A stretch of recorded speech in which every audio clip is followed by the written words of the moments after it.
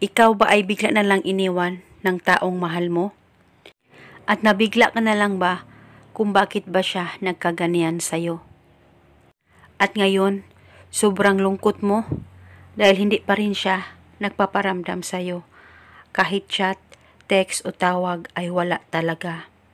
Pero gusto mo na siyang makausap nang maliwanagan ka at magkausap kayo kung ano man ang problema niya sa'yo. Gusto mo ba na siya ay mapapaiyak sa kakaisip sa'yo?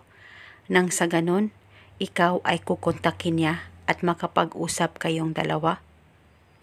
Gawin mo lamang itong ritual na ituturo ko sa inyo ngayon. Ito'y napakasimple at napaka-epektibong ritual. Basta dapat 100% ang paniniwala mo sa mga ganitong pamamaraan. Ang gagawin mo lamang, kumuha ka ng isang piraso na sibuyas. Pwedeng balatan at pwedeng hindi balatan. At pagkatapos, hiwain mo lamang ito sa gitna. At kumuha ka ng papel at panulat at isulat mo ng 7 beses ang pangalan at apelido ng target. At nang masulat mo na ito, tupiin mo ito kahit ilang tupi, paloob papunta sa'yo. At iipit mo lang ito sa sibuyas na hiniwa mo sa gitna. Ilagay mo lamang ang papel na tinupi mo sa sibuyas sa gitna ng sibuyas na hiniwa mo. At pagkatapos mo nang malagay ito, hawakan mo ang sibuyas, mag-focus at mag-concentrate ka. Pakaisipin mo ang target at banggitin mo lamang ang mga salitang ito. Pangalan at apelido. Ikaw ay mapapaiyak sa kakaisip sa akin kahit nasaan ka man naroon ngayon. Banggitin mo lamang ito ng 7 beses.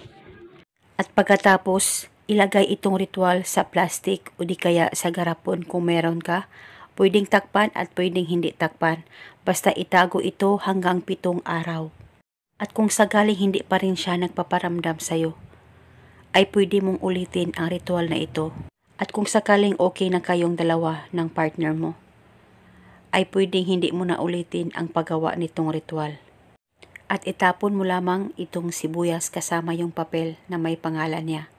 At pwede mo gawin ngayon mismo sa oras na makita mo ang video na ito. At eto muna sa ngayon, maraming salamat po sa panonood. May God bless.